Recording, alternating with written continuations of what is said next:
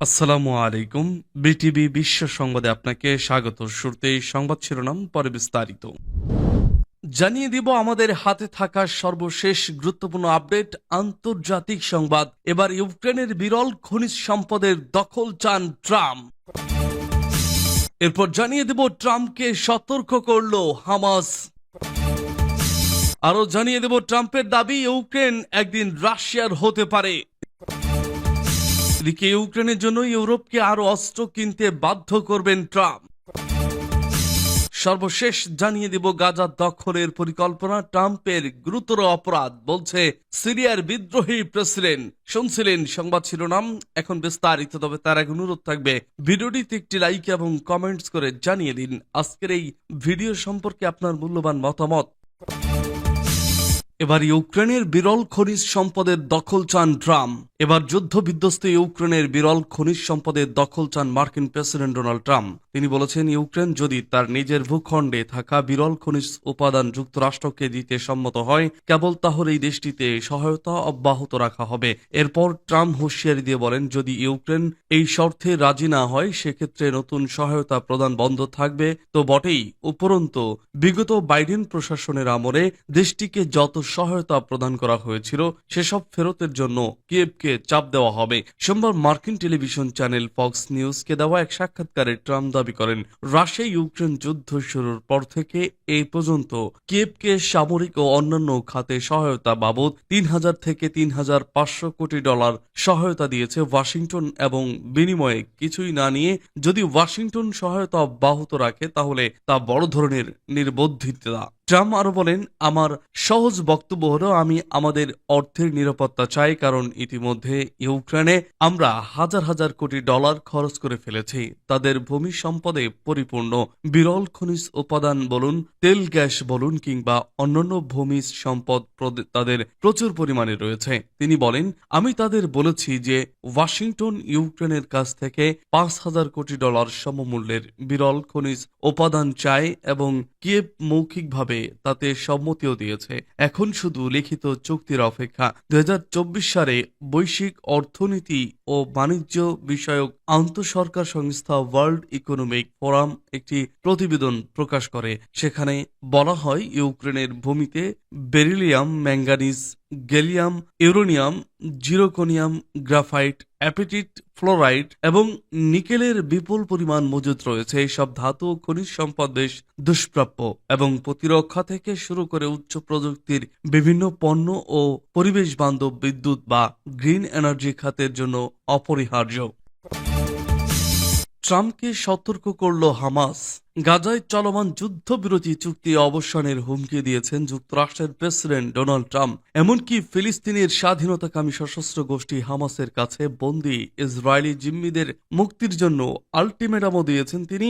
স্থানীয় সময় সোমবার তিনি বলেছেন, শনিবার দুপুরের মধ্যে হামাস যদি সব ইসরায়েলি জিম্মিকে মুক্তি না দেয়, তাহলে তিনি এ চুক্তি শেষ করে দিতে পারেন। হুঁশিয়ারি দিয়ে ট্রাম্প আরো বলেন, নির্দিষ্ট সময়ের মধ্যে জিম্মিদের মুক্তি না দিলে সব নরক ভেঙে পড়বে।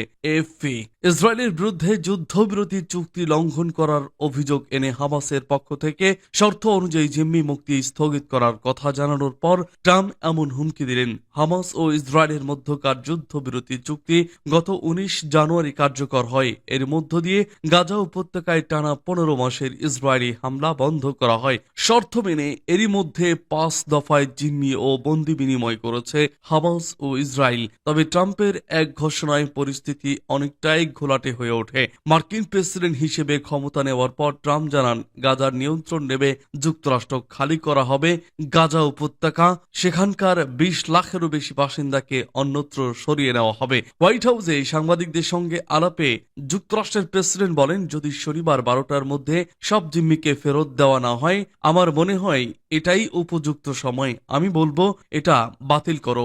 এএফপির খবরে জানা যায়, হামাসের সামরিক শাখা কাসসাম ব্রিগেডের মুখপাত্র আবু ওবাইদা সোমবার এক বিবৃতিতে বলেন, 15ই ফেব্রুয়ারি জিম্মি মুক্তির কথা রয়েছে, তবে পরবর্তী নোটিশ না দেওয়া পর্যন্ত জিম্মি মুক্তি স্থগিত থাকবে।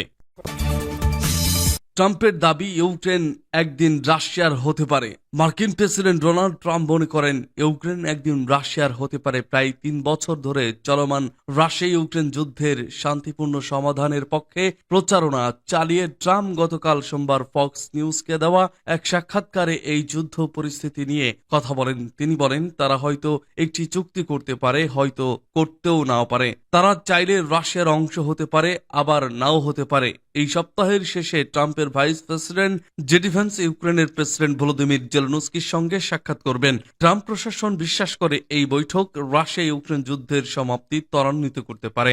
জেলেনস্কির মুখপাত্র সের্গি নিকিফোরভ বার্তা সংস্থা এএফপি-কে জানান, আগামী শুক্রবার মিউনিক সিকিউরিটি কনফারেন্সের অবসরে ভ্যান্স ও জেলেনস্কির মধ্যে বৈঠক হবে। ট্রাম্প বলেন যুদ্ধ বন্ধের জন্য একটি প্রস্তাব প্রস্তুত করছেন তার বিশেষ দূত কিথ কেলোগ। এই পরিকল্পনার আওতায় কেলোগ 20 ফেব্রুয়ারি ইউক্রেন সফর করবেন, তবে তার সফরের বিস্তারিত প্রকাশ করা হয়নি। এদিকে ট্রাম্প শুধু সমঝোতা নয়, লাভজনক চুক্তির কথা ভাবছেন। তিনি বলেন, আমরা ইউক্রেনকে যে পরিমাণ অর্থ সহায়তা দিয়েছি তার বিনিময়ে কিছু প্রত্যাশা করাই স্বাভাবিক। কেভের খনিজ সম্পদ, বিশেষ করে বিরল খনিজ দিয়ে এর বিনিময়ে মূল্য দেওয়া যেতে পারে। তিনি আরো বলেন, আমরা সেখানে এত টাকা ঢালছি আর আমি সেটার বিনিময় চাই। আমি তাদের বলেছি আমি সমপরিমাণ কিছু চাই, যেমন $500 বিলিয়ন বিরল খনিজ, এবং তারা মূলত এতে সম্মত হয়েছে। তবে ইউক্রেন এ বিষয়ে সতর্ক অবস্থানে রয়েছে। প্রেসিডেন্ট জেলেনস্কি রাশিয়ার সঙ্গে যে কোনো সমঝোতায় যাওয়ার আগে যুক্তরাষ্ট্রের কাছ থেকে কঠোর নিরাপত্তা নিশ্চয়তা চাইছেন। ইউক্রেন আশঙ্কা করছে যদি চুক্তিতে ন্যাটো সদস্যপদ বা শান্তিরক্ষী সেনা মোতায়েনের প্রতিশ্রুতি না থাকে, তাহলে রাশিয়ার নতুন আক্রমণের জন্য সময় পেয়ে যাবে। গতকাল একটি ভিডিও বার্তায় জেলেনস্কি বলেন, ইউক্রেনের জন্য সত্যিকারের শান্তি ও কার্যকর নিরাপত্তা নিশ্চয়তা দরকার। শুধুমাত্র ইউক্রেনের জন্য নয়, পুরো স্বাধীন বিশ্বের জন্য এটি গুরুত্বপূর্ণ। ট্রাম্পের মধ্যস্থতা কি সফল হবে? যদিও ট্রাম্প যুদ্ধ বন্ধে মধ্যস্থতা করতে চান, ইউক্রেনের প্রেসিডেন্ট জেলেনস্কি ও রাশিয়ার প্রেসিডেন্ট ভ্লাদিমির পুতিন এতদিন সরাসরি আলোচনায় বসতে রাজি হননি। এখনো পর্যন্ত দুই পক্ষকে আলোচনার টেবিলে আনতে ট্রাম্পের কোনো নির্দিষ্ট পরিকল্পনা প্রকাশ করা হয়নি। সূত্র আল জাজিরা। ইউক্রেনের জন্য ইউরোপকে আরো অস্ত্র কিনতে বাধ্য করবেন ট্রাম্প। যুক্তরাষ্ট্রের প্রেসিডেন্ট ডোনাল্ড ট্রাম্পের প্রশাসন ইউক্রেন যুদ্ধ বন্ধে সম্ভাব্য শান্তি আলোচনার ইঙ্গিত দিলেও তার আগে ইউরোপীয় দেশগুলোকে ইউক্রেনের জন্য আরো বেশি মার্কিন অস্ত্র কিনতে বাধ্য করার পরিকল্পনা করেছে বার্তা সংস্থা রয়টার্সকে। এমন তথ্য জানিয়েছে এ বিষয়ে অবগত দুটি সূত্র। ওয়াশিংটন মনে করছে এই পদক্ষেপ কেভের আলোচনার অবস্থানকে শক্তিশালী করবে। যদি এই পরিকল্পনা চূড়ান্ত হয়, তবে এটি ইউক্রেনীয় নেতৃত্বকে কিছুটা আশ্বস্ত করবে, কারণ তাদের আশঙ্কা রয়েছে যে ট্রাম্প প্রশাসন ইউক্রেনের জন্য সহায়তা কমিয়ে দিতে পারে। বর্তমানে ইউক্রেনের সামরিক বাহিনী রাশিয়ার তীব্র আক্রমণের মুখে পূর্বাঞ্চল ভূমি হারাচ্ছে। ট্রাম্পের ইউক্রেন বিষয়ক দূত লেফটেন্যান্ট জেনারেল কিথ কেলোগ সহ মার্কিন কর্মকর্তারা এই সপ্তাহে জার্মানির মিউনিক নিরাপত্তা সম্মেলনে যোগ দেবেন। সূত্রগুলো জানিয়েছে এই সম্মেলনেই ইউরোপীয় মিত্রদের সঙ্গে সম্ভাব্য অস্ত্র বিক্রয় নিয়ে আলোচনা করবেন তারা। এটি ট্রাম্প প্রশাসনের আলোচ্য বেশ কয়েকটি পরিকল্পনার মধ্যে একটি, যার মাধ্যমে ইউক্রেনকে অস্ত্র সরবরাহ অব্যাহত রাখা যেতে পারে। তবে এতে যুক্তরাষ্ট্রের সরাসরি আর্থিক ব্যয় কমানো সম্ভব হবে। রয়টার্সকে দেওয়া এক সাক্ষাৎকারে কেলোগ এই পরিকল্পনা নিশ্চিত করতে অস্বীকার করেন, তবে বলেন মার্কিন যুক্তরাষ্ট্র সবসময় আমেরিকায় তৈরি অস্ত্র বিক্রি করতে চায়, কারণ এটি আমাদের অর্থনীতিকে শক্তিশালী করে। তিনি আরো বলেন অনেক বিকল্প আলোচনায় রয়েছে, তবে এই মুহূর্তে কোনো জরুরি পরিবর্তনের প্রয়োজন নেই। গাজা দখলের পরিকল্পনা ট্রাম্পের গুরুতর অপরাধ, সিরিয়ার বিদ্রোহী প্রেসিডেন্টের ঘোষণা। মার্কিন প্রেসিডেন্ট ডোনাল্ড ট্রাম্পের গাজা থেকে ফিলিস্তিনিদের অন্য কোথাও পুনর্বাসন এবং ওই উপত্যকার নিয়ন্ত্রণ নেওয়ার পরিকল্পনা একটি গুরুতর অপরাধ, যা শেষ পর্যন্ত ব্যর্থ হবে বলে মন্তব্য করেছেন সিরিয়ার নতুন প্রেসিডেন্ট আহমেদ আল শারা। সোমবার যুক্তরাজ্যের দ্য রেস্ট ইজ পলিটিক্সকে দেওয়া সাক্ষাৎকারে এমন মন্তব্য করেন সিরিয়ার বিদ্রোহী এই প্রেসিডেন্ট। এর আগে গত সপ্তাহে ডোনাল্ড ট্রাম্প বলেছিলেন যুক্তরাষ্ট্র।